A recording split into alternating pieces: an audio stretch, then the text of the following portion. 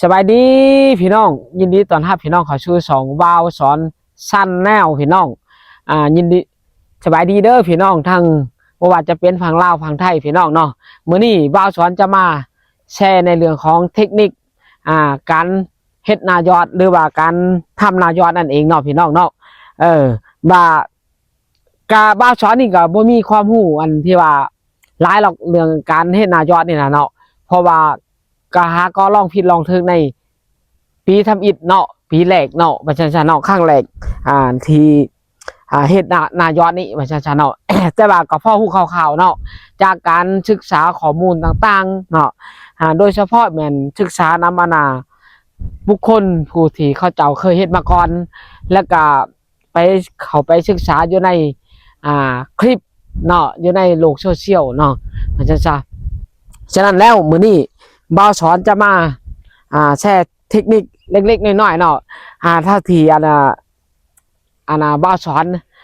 ได้เรียนรู้แล้วก็ได้ศึกษาเห็นจุดดีแล้วก็จุดอ่อนเนาะในการเฮ็ดนายอดนั่นเองภาษาชาเนาะ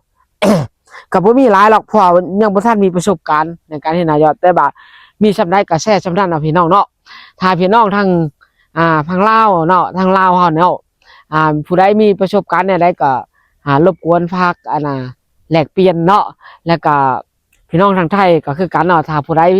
มีความรู้ในด้านการเฮ็ดนายอดปอหรือหยังต่างๆเนาะการเฮ็ดนาอันใดนายอดหน้าบ้านหน้าใดก็มาแชร์ประสบการณ์ใช้กันเนาะแชร์มาให้บ่าวสอนเด้อพี่น้องเด้อ ในเรื่องของการเฮ็ดนายอดนี่พี่น้องเนาะอันดับแรกเนาะที่ว่าเฮาไถเฮาขาดเนาะปัญหาหลักๆนี่ก็คือการปรับพื้นที่พี่น้องการปรับพื้นที่ดินให้มันได้เนาะถ้าว่าปรับพื้นที่ดินบ่ได้นี่การระบายน้ำบ่ได้เนาะมันอาจจะมีน้ำขังอยู่จังเนาะมันจะเป็นผลกระทบแน่นอนเป็นอุปสรรคแน่นอนพี่น้องฉะนั้นเราต้องเลยปรับให้มันได้เฉพาะหน้าดินเนาะหลังจากปรับให้มันเพียงแล้วเนาะให้มันระบายน้ำได้ดีแล้วเฮายังเฮ็ดคลองน้ำอีกเนาะเฮ็ดคลองน้ำบ่อนใดที่ว่ามันมีน้ำขังเนาะก็จะเฮาจะเฮ็ดคลองระบายออกเนาะตัวอย่างคือจังซี่แม่นี่คือบ่อนวางจังซั่นน่ะเนาะบ่อนที่มันห่างๆบ่อนจังซี่เนาะมันอาจจะเป็นน้ำขังนี่คือจังซี่ตัวอย่างคือจังซี่นี่ถ้าว่าน้ำขังนี่เวลาเฮายอดมานอกเขามันก็จะเน่าจะตายมันจะบ่ได้รับผลเนาะมันจะได้สมเนาะจะได้ไปสอกโลกเอาไว้บางทีมันทีอยู่พุ่นเนี่ยแล้วก็มาสอมมาดำใส่มาปลูกใส่เนาะมันเป็นแนวนี้เนาะสำหรับข้อเสียถ้าว่าปรับพื้นที่บ่ได้เนาะแล้วก็บอกง่ายๆการวางระบบหรือว่าการเฮ็ดระบบระบายน้ำที่ว่าบ่ได้หั่นน่ะเนาะแล้วก็อุปสรรคอันที่สองนี่หลังจากยอดแล้วเนาะเฮาก็ต้องเบิ่งว่ามีนกบ่นกกระจอกบ่หรือนกปีดนั่นน่ะเนาะมันอาจจะมากินนี่กินข้าวที่เฮายอดลงหั่นน่ะเนาะนี่มันจะเป็นบอนบางคือจังซี่นี่คือบอนบางคือจังซี่นี่อันนี้แหละที่ว่านกมากินแล้วก็อาจจะเฮ็ดให้บ่มีต้นข้าวเนาะอันนี้ก็เป็นอุปสรรคอันนึงเนาะแล้ว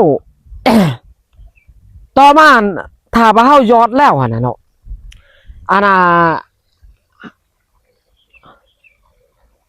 เฮายอดแล้วภายใน5 ถึง 10 มื้อเนาะ5 ถึง 10 มื้อน่ะเฮาต้องลงยาหยังยาฆ่าหญ้าหรือยาคุมหญ้าไว้เนาะเพื่อว่าเฮ็ดจั่งใด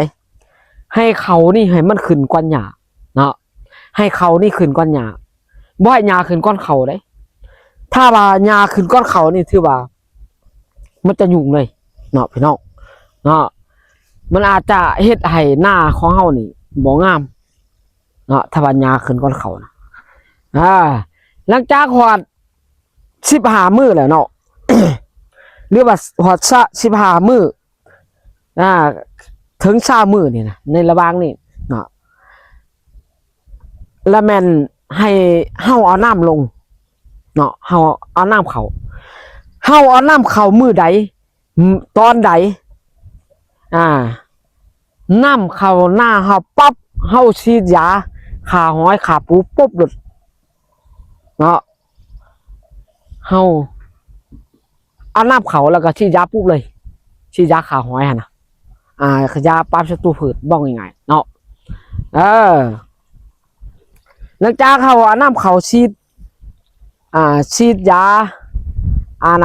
ฆ่าหอยฆ่าปูเลยบ่แล้วก็เฮาก็ลงปุ๋ยเลยปุ๋ยเถื่อบำรุงหากบำรุงใบบำรุงต้นเนาะอาจจะเป็นปุ๋ยชนิดใดก็ได้ที่ว่าอันใดดีก็ชนิดใดเสียมันดีหั่นน่ะเนาะก็เอามาใส่เนาะบ่เรื่องปุ๋ยเนาะแล้วก็ฉีดปุ๋ยฉีดหยังแล้วก็เอาน้ำขังปะไว้เนาะแล้วก็ใส่น้ำแล้วก็หอดอายุต้นเขาหอด30 วันบัดนี้ถึง35 วัน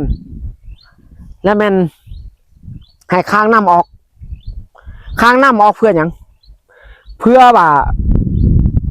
อย่าให้ต้นเขานี่มันแข็งแห้งเมื่อให้ต้นเขาอ่อนเนาะต้นเขานี่นะถ้าว่ามันเฮาเอาน้ำใส่หลายเนาะมันอาจจะเฮ็ดให้ต้นเขานี่บ่แข็งแรงเนาะ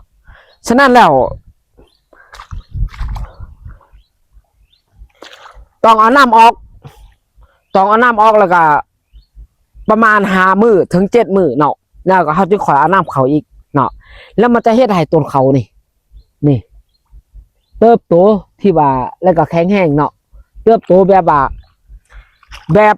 สมบูรณ์จะเฮ็ดให้ต้นเขาจังซี่นี่เติบโตจังซี่นี่สมบูรณ์แบบแม่นบ่แล้วก็แข็งเป็นต้นเขาที่แข็งมันจะบ่ล้มได้ง่ายเนาะอันนี้คือจุดดีในการบริหารจัดการและก็วิธีการต่างๆเนาะ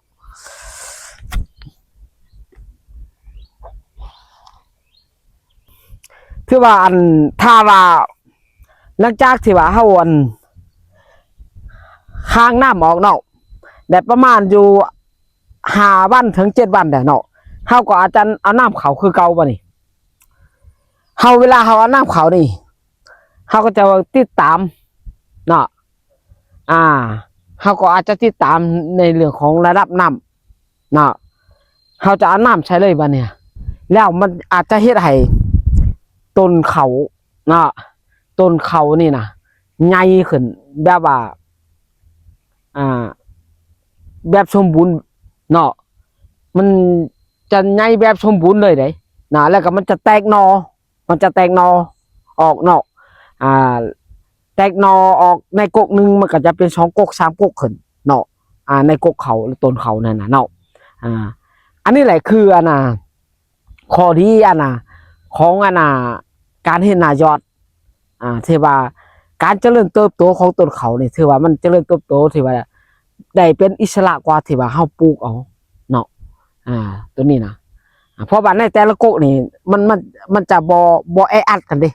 มันจะมี2 บางเด้นะเฮายอดเนาะมันจะมี2 บางให้ในการเจริญเติบโตแบบอิสระเลยเนาะอันนี้คือการเฮ็ดหน้ายอดเนาะแล้วก็ถ้าว่ามีหญ้าเฮาก็ต้องได้ลกหญ้าถอนหญ้าออกแต่ก็บ่มีหรอกหญ้าน่ะเนาะถ้าว่าเฮาใช้ยาคุมหญ้าหรือยาฆ่าหญ้าตามมาตรฐานเนาะพี่น้องอันนี้ก็ถือว่าเป็นเทคนิคหรือว่าความรู้อันเล็กๆน้อยๆเนาะที่ว่าสอนอยากจะมาแชร์มาแลกเปลี่ยนกับพี่กับน้องเนาะเพื่อว่าทานใดผู้ใดเนาะที่ในปีสิมาเนี่ยปีหน้านี่เนาะปีสิมานี่เนาะปีอยากปรับเปลี่ยนวิธีในการเฮ็ดหน้าไม่ใช่เนาะจากหน้าปลูกหน้าดำเนาะเพราะว่าหน้าปลูกหน้าดำมันใช้ต้นทุนหลายใช้งบประมาณหลายหั่นน่ะเนาะอยากมาเฮ็ดหน้ายอดเนาะก็